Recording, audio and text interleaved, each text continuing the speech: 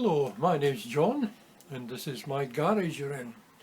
This is where I potter about, mostly trying to reacquire skills that are long forgotten from my engineering apprenticeship. However, we're in the middle of a COVID-19 epidemic at the moment and we're just trying to find something useful to do. So what I'd like to address is a small improvement you could make to your drill press. So let me bring you around a little bit to show you what I'm meaning.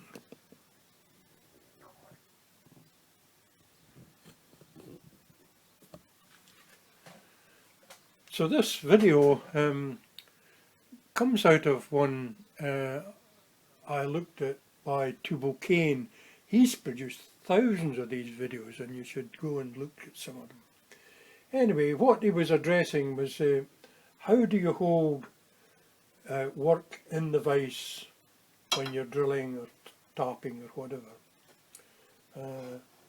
And he was discussing what is what he called a float lock vise for the drill press. Now this is a vise that is constrained from rotating but can move about anywhere on the table of the drill press. Now the float lock vise that Tubal Cain was talking about was meant for a much larger industrial drill press than this tiny thing we're looking at the moment. So after viewing that, I thought, well, what can I do to have a float lock vise on this drill press? The one Tubal Cain was discussing is, even if I could get it in the UK, probably costs more than the drill press. So here's what I came up with. I machined an aluminium collar that fits snugly around the pillar of this drill press. And this is the original vise that came with the drill press, and all I've done is added a piece of rod to the back of the vise and drilled the collar to take that piece of rod.